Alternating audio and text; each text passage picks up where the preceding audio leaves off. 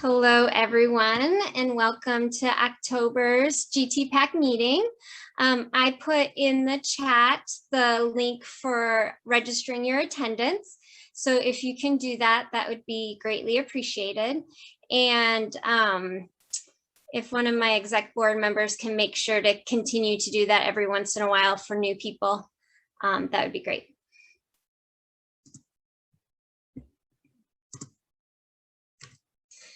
So the agenda for today, we're going to start with some welcome. We're going to give our GT department updates, our GT task force updates, our GT PAC updates. Then we're going to talk about the upcoming tasks for this month and the featured resources of the month. And then we will break up into our new subcommittees. So welcome, everyone. We are glad that you're here.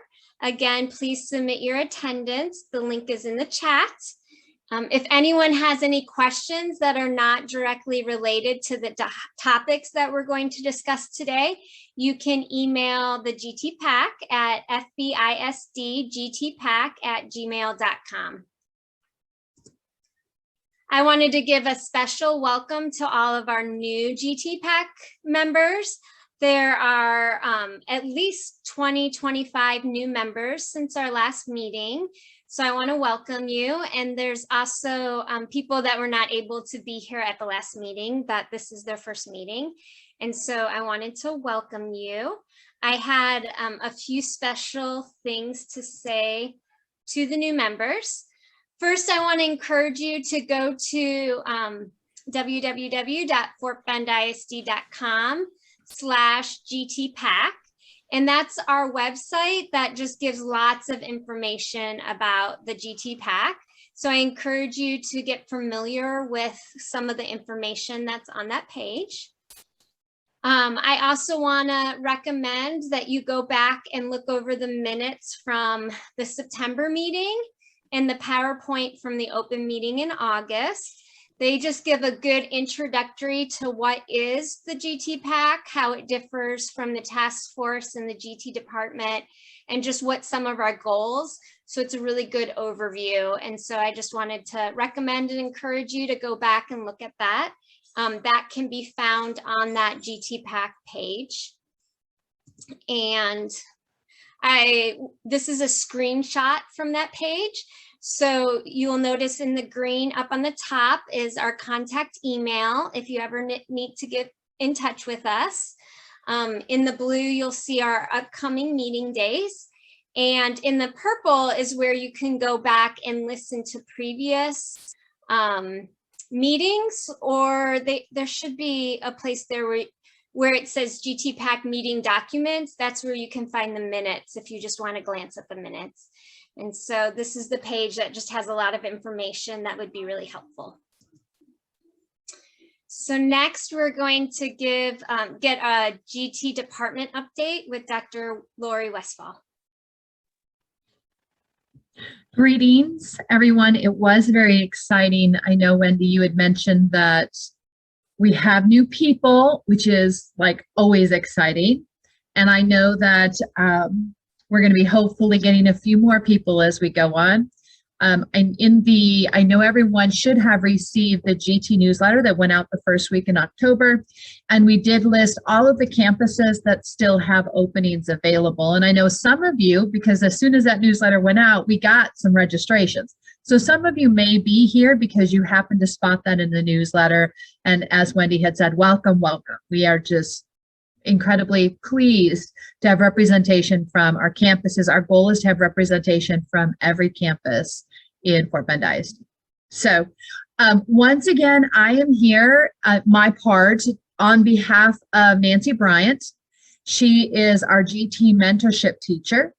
And I probably should have put her email address there so that you would know, but I'm going to put it in the chat in just a moment. I'm going to type it in there so that you will have it.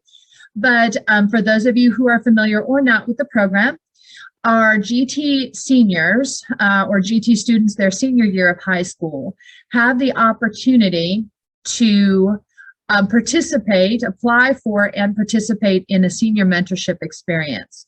And it's a very unique experience. They spend the entire first semester kind of working on professional skills, deciding on a research project or problem, learning how to do in-depth field-based research. And then the second part of the semester, they are in the field with a mentor who is working in their area of interest. It's an incredible opportunity. The students love it. They talk about it. The mentors that they work with become mentors for life because our mentors really are invested in these students. And a lot of our students, even from last year, at the end of the school year when their mentorship was over, before the students went to college, they actually continued internships with a lot of their mentors, and they're coming back this upcoming summer. So it's just really a very, very cool experience.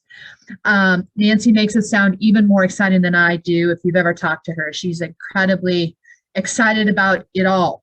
And we usually hear an update, and Aisha will attest to this. She usually comes in every day to tell us about a new mentor that she's talked to or a new opportunity that's so cool for her students. So we have 23 mentorship students this year. Of those 23, 19 of them have placements.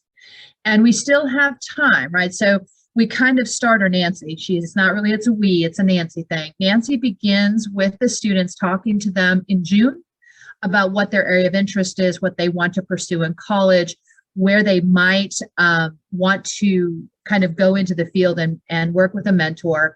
And she begins placing students in June. She begins to get a little bit nervous around November and December.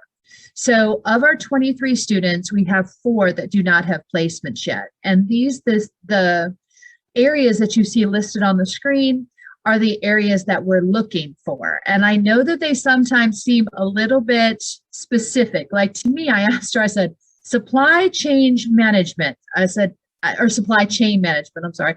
I said, I don't think I've ever even heard of that. And she's like, oh, absolutely. It's the transportation, it's the way. And I said, did you know anything about this before this student? She's like, no, but they are incredibly passionate about it.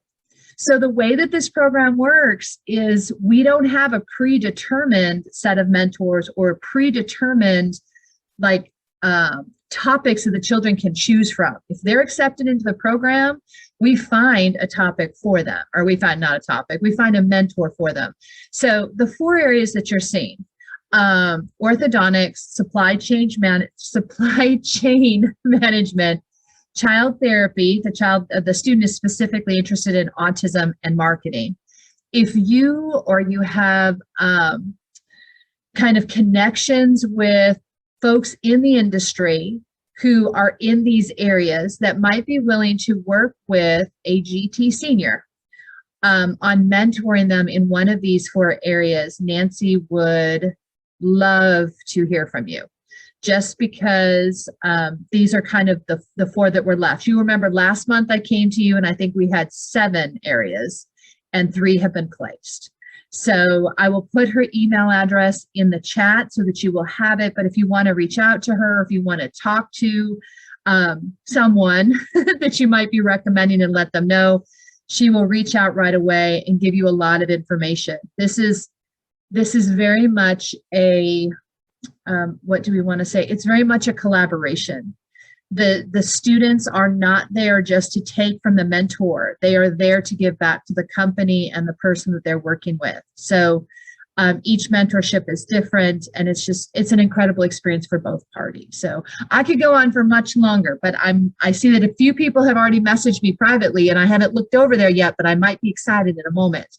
But I'm going to switch to Aisha because I know you're going to fill us in a little bit on the family series. And if you just messaged me in the chat, I'm going to look. Good evening, everyone. So tonight I want to discuss the GT Family Series with you. We launched our first GT Family Series Challenge October 4th, and basically students have the opportunity to engage in challenges where they are allowed the opportunity to build a fantastic product. So at the moment we have 53 participants. Both middle and both elementary and secondary students. And this year we will be following the TPSP showcase format, and the student presentations will be available beginning November 1st. via YouTube. If you would like more information about the GT Family Series, you can find more information on the website under the, click on the GT Family Series tab, and it'll give you detailed information for this month's challenge. Although the registration deadline has closed, if you email me directly, I can send you the information, and we'll be more than welcome to allow your family or a student to or child to participate in the challenge this month. Thanks. Thank you, GT department. And now for the GT task force update.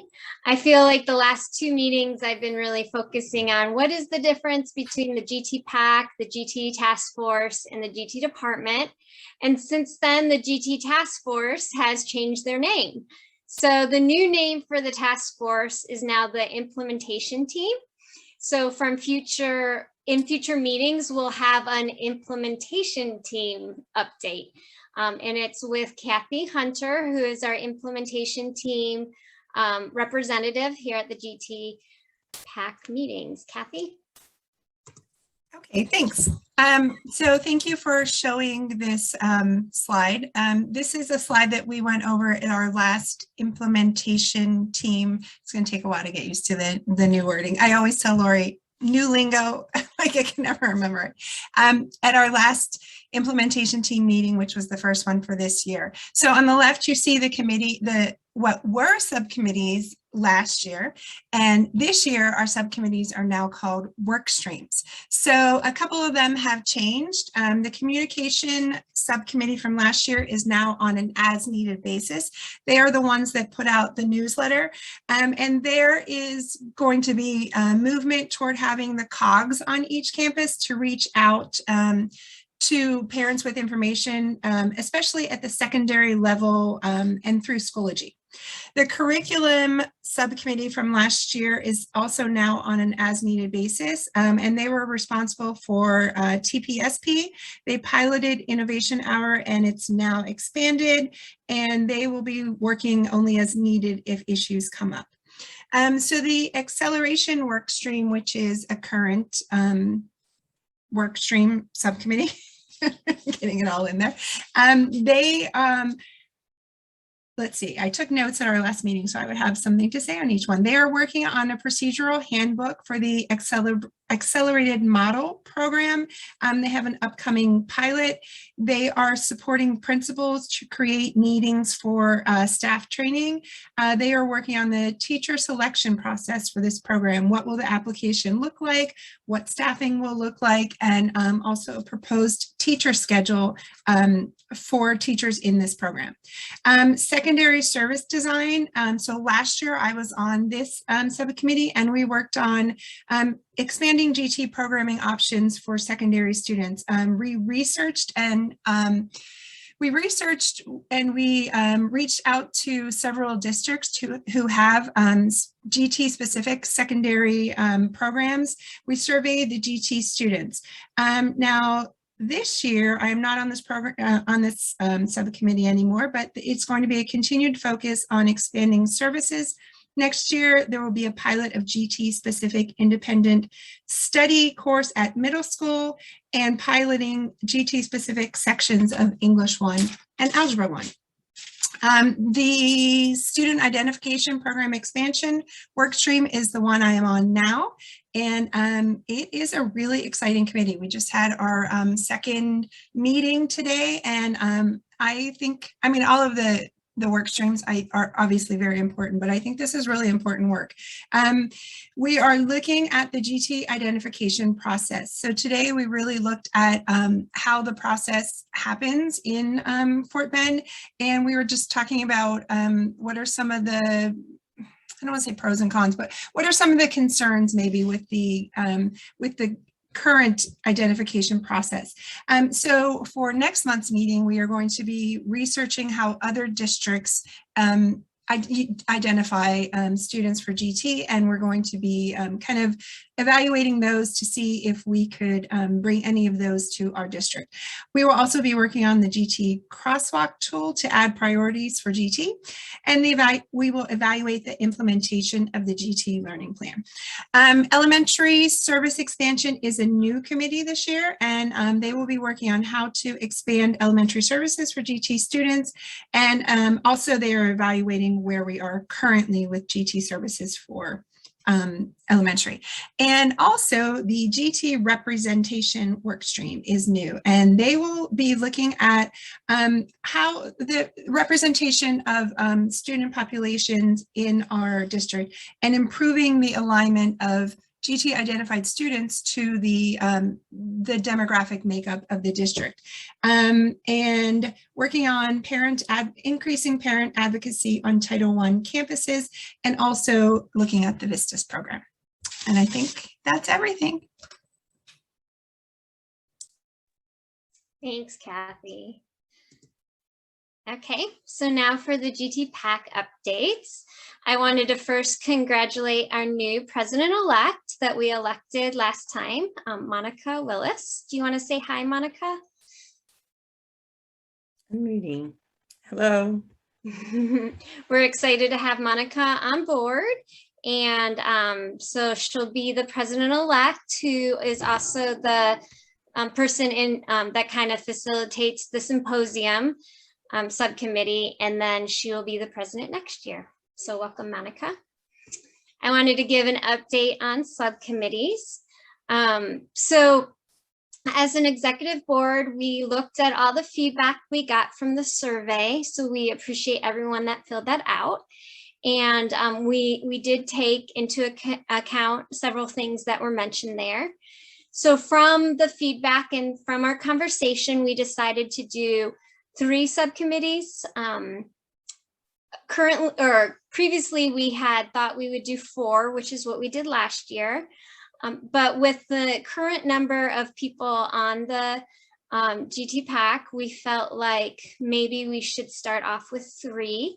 And then if we see an increase in attendance at our meetings, we might add in a 4th one. So the 3 that we had decided were the GT Parent Symposium, which is always a subcommittee. And they will be helping to organize both the symposium that will take place this year in January, but also a mini symposium for parents of newly identified students in late spring. We have the Parent Engagement Subcommittee, and this one is going to be a combination of the one that we had originally called Increase PAC Membership, and the mentorship, the parent mentorship that we had thought of. And so this is basically a subcommittee that will really help to increase involvement, or like to engage parents. So that's both engaging in increasing the membership of the PAC and specifically representation from the campuses that don't have representation. It's increasing engagement by thinking of ways of how the PAC members can serve on their campuses, and also this whole mentorship program idea, which the heart behind that is to kind of pair up parents of newly identified students with people who have been in the program longer to be able to answer questions or just to help them along the process of being in the GT programming. So the 3rd one is the GT Family Resources, and that subcommittee is really going to be geared towards creating and implementing like the distribution of different resources for both students and for parents. Originally, we had mentioned that the GT PAC would help organize a family series in the spring. I was told this week that that will no longer be needed just because of some shuffling around. The one we were going to plan is already planned. And so that is off our plate. But we are going to make a major adjustment to this family resource one that I'm going to explain in a little bit. So there's a little difference in that. So that's the subcommittees.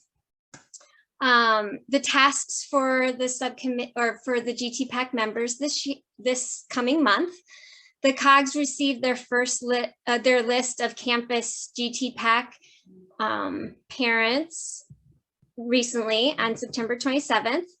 And so they just got some of that, just got updated last week.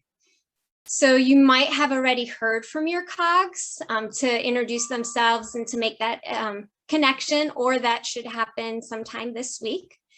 And if you have not heard from your campus COGs by the end of next week, you can feel free to reach out to them and to introduce yourself. We really want to make a connection between the GT PAC members and the COGs. We want to give an opportunity for the COGs to be able to make that first move of that introduction. But if that doesn't happen, we want you to feel the freedom to introduce yourself. Okay, as I said last week, one of the things I want to put into the PAC meetings is a featured resource of the month. I mentioned this one last week, but this will be happening next week, so I wanted to mention it again. Tweens Read Book Festival is geared towards 5th through 8th graders, and it is, I think there's maybe 25 authors of middle grade level books, novels, and they have just panels where the authors will read from their latest book and have opportunities to answer questions. This year it is virtual. And so although I've been to the in-person ones, I haven't been to the virtual. I don't know exactly how, but it's still an amazing resource for especially book lovers. And so I wanted to make that known. So you can go to tweensread.com to find out more and register for that. Okay, the second resource I want to talk about specifically twice exceptional students. And some of you might be familiar with this term, and some of you might have, this might be a new term for you. So I just wanted to introduce it and give some definition. So according to Fort Bend ISD, the term twice exceptional is used to signify the presence of gifted potential and a disability. And the Texas, I was looking up the Texas, and when they said a disability, they said, they gave this list of potential disabilities. So it could be a learning disability like dyslexia or some other learning disability. It could be a speech and language disorder, an emotional behavioral disorder, physical disabilities, traumatic brain injury, autism spectrum, or other,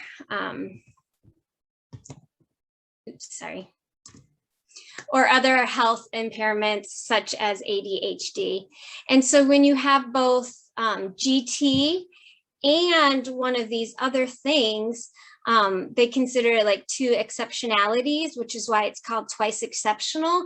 And it just has a little bit of a different dynamic than if somebody was just GT or just having these other disabilities. So the resource that I want to share about twice exceptional learners, last symposium, one of our seminars was from Kristen Casa, and she gave one about parenting twice exceptional learners. If you go to the Gifted and Talented website, on the side, there is a thing that you can click for the GT Parent Symposium, which has almost all of our seminars from last year. And if you scroll all the way down to the bottom, you will be able to listen to Kristen's lecture about, or seminar about that. It's just very detailed and very informative and very helpful. So if you want to find out more about that, that's a great place to start. And so I just wanted to share with you that as an executive board, we've been discussing this a lot because we see that it is definitely an area that it seems like twice exceptional students, even though it is a very small percentage of the population, it's one that has a lot of needs that aren't necessarily getting met. And so we decided that we wanted to make it a part of one of our subcommittees to be talking about how to reach twice exceptional students, how to reach the parents of twice exceptional students. And I do want to make clear too that like it's not just students that are identified in both of these areas, because actually when you have twice exceptional students, there can be challenges in identifying in either or both of those areas. And so we just want to be talking about this and seeking how we can help to reach this population, because it is a section of the GT world is people who have these twice exceptional. And twice exceptional, one of the nicknames is 2E, just so you know. So we are going to add a focus to the resource subcommittee that's going to focus on twice exceptional or 2E students. And as a part of this subcommittee, we will brainstorm and investigate parents' needs and resources to help serve 2E students. So if you are interested in joining the family resource subcommittee, because you now know that this will also have a focus on 2E student. It won't only be 2E students. We'll also be thinking of resources for the general GT population. But if you had filled out the survey and had picked something else, but this seems more interesting, you can definitely switch to it. Or if you're somebody that was interested in the family resource subcommittee, but now you're maybe not as interested because you're not as interested in doing the 2E and one of the other ones is more fitting, then it's totally okay to move to that. So if anyone has any other questions, you can always email me at that fortbendisdgtpac@gmail.com. So now we're going to get ready to go into our breakout groups.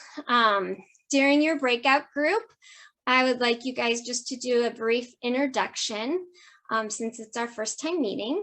We will be discussing the subcommittee topic. It will be led by the executive board member or members that is in the group.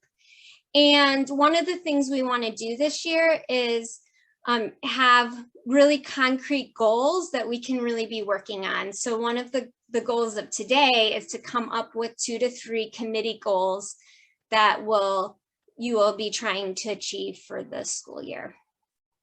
So I think when I last looked at the survey that we sent out, there was, I forget, 38 people that had given me their preference. And so these are the people that had already filled out that.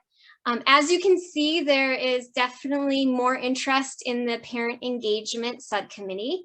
So at this time, I think that we want to stick with the people that are on the list for parent engagement.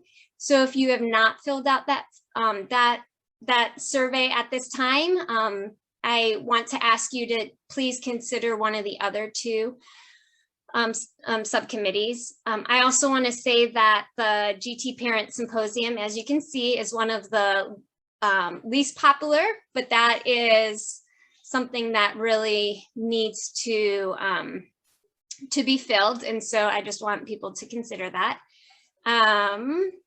Dina, I see your hand raised, so I will ask you in a second if you have any questions.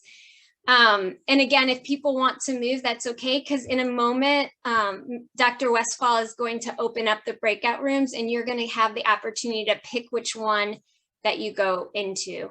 And hopefully it will be divided pretty easily. Dina, did you have a question about breakout rooms? Yes, because I did not fill out the survey yet, so I don't know